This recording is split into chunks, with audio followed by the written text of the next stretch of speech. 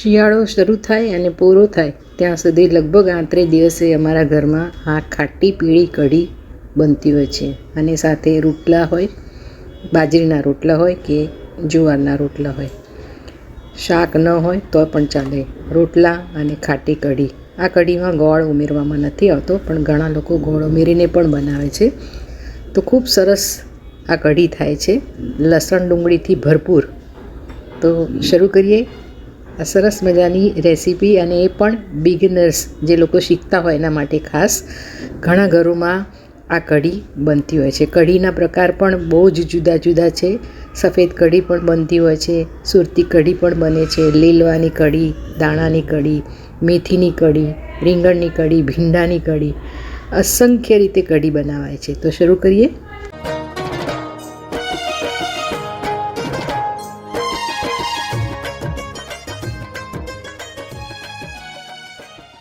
નમસ્તે મિત્રો, કેમ છો? માયા દીપક 22 યુટ્યુબ ચેનલમાં આપ સૌનું સ્વાગત છે. અવનવી રેસીપી અને સંગીતના વિડીયો સાથે આપ સૌ મારી સાથે જોડાયેલા રહો છો, એનો ખૂબ આનંદ છે. તમે મને ફેસબુક અને ઇન્સ્ટાગ્રામ પર પણ ફોલો કરી શકો છો. તો મિત્રો, હજુ સુધી મારી ચેનલ સબસ્ક્રાઈબ ના કરી હોય તો માયા દીપક 22 સબસ્ક્રાઈબ કરો, લાઈક કરો, શેર કરો, કોમેન્ટ કરો, ફોલો કરો. તો શરૂ કરીએ આજની સરસ મજાની રેસીપી. સૌ પ્રથમ એક વાસણમાં દહીં લઈએ છીએ. લગભગ 1 કપ જેટલું દહીં છે. તમે છાશ પણ ઉપયોગ કરી શકો છો. 1 કપ દહીંની સામે 1 ટેબલ સ્પૂન ચણાનો લોટ ઉમેરીએ છીએ. ઘણાની કઢી છે જાડી થતી હોય છે, તો આવું રાખવાથી બહુ સરસ રીતે થશે. સૌથી પહેલાં દહીં અને ચણાના લોટને મિક્સ કરવાનો છે. ત્યારબાદ પાણી ઉમેરશો તો કોઈ દિવસ ગાંઠા નહીં પડે. તો આવી રીતે એને બરોબર મિક્સ કરી લઈએ છીએ. નીચે પણ લોટ ચોંટ્યો હોય છે તો એને પણ લઈ લેવાનો છે. હવે એમાં 1 કપ પાણી ઉમેરીએ છીએ. પાણી ઉમેરી અને ફરીથી મિક્સ કરી લઈએ છીએ. જોઈ શકો છો કે એમાં જરા પણ ગાંઠા નહીં પડે. અહીંયા મેં અડધો કપ લસણ અને અડધો કપ લીલી ડુંગળી, થોડા તીખા મરચાં અને આદું લીધું છે. મરચાંની તીખાશ તમારી રીતે તમે વાપરી શકો છો. લસણ અને ડુંગળીને ધોઈને સાફ કરી અને કટ કરીને તૈયાર રાખવાના છે. હવે ગેસ ચાલુ કરી ઉપર વાસણ મૂકી અને 1 ટેબલ સ્પૂન ઘી લઈએ છીએ.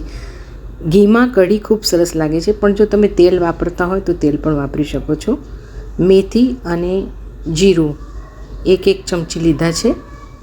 તમારા ઘરમાં મેથી ન ભાવતી હોય તો મેથીનો પાવડર પણ ઉમેરી શકો છો. અડધી ચમચી હિંગ ઉમેરીએ છીએ. થોડા મીઠા લીમડાના પાન ઉમેરી અને લસણ ડુંગળીને ઉમેરી લઈએ છીએ.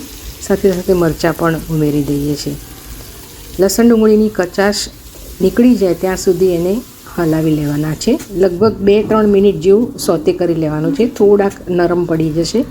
નરમ પડે પછી મિશ્રણ જે આપણે તૈયાર કરેલું એને ઉમેરી દઈએ છીએ. હવે ગેસ ધીરો કરી દેવાનો છે, કારણ કે દહીંનો ભાગ હોય છે એટલે સતત હલાવતા રહેવાનું, નહીં તો તમારું દહીં અંદર ફાટી જશે. આટલું ખાસ ધ્યાન રાખવાનું. 2 સૂકા લાલ મરચાં ઉમેરીએ છીએ. 1 તજનો ટુકડો અને થોડાક લવિંગ, 4-5 જેટલા લવિંગ છે. અને મિશ્રણને સતત હલાવતા રહીએ છીએ. મિશ્રણ હલાવી અને થોડુંક ગાઢું થાય ત્યાં સુધી એને હલાવ કરવાનું છે. કઢી આમ પણ ઉકળે તો ખૂબ સરસ લાગતી હોય છે. હવે એમાં 1 કપ જેટલું ફરીથી પાણી ઉમેરીએ છીએ. આદું છીણી લઈએ છીએ. આદું તમને ન ભાવતું હોય તો સ્કીપ કરી શકો છો, પણ આ આદું લસણ ડુંગળીવાળી કઢી ખૂબ સરસ લાગે છે. 1 ચમચી હળદર ઉમેરીએ છીએ. જેમ જેમ કઢી ઉકળશે એમ હળદર એનો રંગ પકડશે. અત્યારે તમને થોડીક વ્હાઈટ જેવી લાગે છે, પણ એ સતત ઉકળશે એટલે એનો કલર એકદમ ચેન્જ થઈ જશે. તમે જોઈ શકો છો કે ઉકળ્યા પછી એકદમ પીળી થઈ ગઈ. એટલે ખાટી પીળી કઢી અને લસણ ડુંગળીવાળી કઢી હોય એમાં લગભગ ગળપણ નથી આવતું, પણ ઘણા ઘરોમાં કોઈને ન ભાવતી હોય તો ઉમેરતા હોય છે. હવે આ એકદમ થઈ જાય, પાકી જાય પછી જ 1 ચમચી મીઠું નાખવાનું છે. છેલ્લે તમે આવી રીતે મીઠું ઉમેરશો તો તમારી કઢી ક્યારેય ફાટશે નહીં. ઘણાને ફૂદા થઈ જતા હોય છે કઢીમાં, એ પ્રોબ્લેમ નહીં થાય. અને હવે ધીરા તાપે એને 2 થી 3 મિનિટ ઉકળવા દઈએ છીએ. કઢી અને દાળ જેટલા ઉકળે એટલા સરસ ટેસ્ટમાં લાગતા હોય છે, તો ખાસ એને ઉકળવાનો ટાઈમ આપવો. તો હવે આ કઢી થઈ ગઈ છે. તમે જોઈ શકો છો કે એકદમ સરસ થઈ છે. શિયાળામાં આ કઢી ઘણા ઘરોમાં ખૂબ બનતી હોય છે, ખાસ કરીને આ શિખાઉ માટે. તો આપણે હવે એને સર્વ કરીએ છીએ. મેં જુવાર બાજરીના મિક્સ રોટલા સાથે સર્વ કરી છે. ઉપર કોથમીર ઉમેરી લઈએ છીએ. કશું જ ના હોય તો રોટલો ચોળી અને અંદર કઢી નાખીને ખાઓ તો પણ પેટ ભરાઈ જતું હોય છે. અને મરચાં તો આ સિઝનમાં બધાના ઘરે આથેલા જ હોય છે. ઘણા ઘરોમાં ઘણા લોકોને મેથી આખી નથી ભાવતી, તો એની જગ્યાએ તમે મેથીનો પાવડર બનાવીને ઉમેરશો તો પેટમાં પણ જશે અને ટેસ્ટ પણ સરસ લાગશે. તો તૈયાર છે સરસ મજાની આ ખાટી પીળી કઢી, અને પણ લસણ ડુંગળીવાળી. વિડીયો ગમ્યો હોય તો મારી channel like, share, subscribe, follow કરજો. કોમેન્ટ કરશો તો ખૂબ ગમશે. ફરી મળીશું રેસીપીના એક સરસ મજાના નવા પ્રયોગ સાથે. Thank you for watching. Enjoy.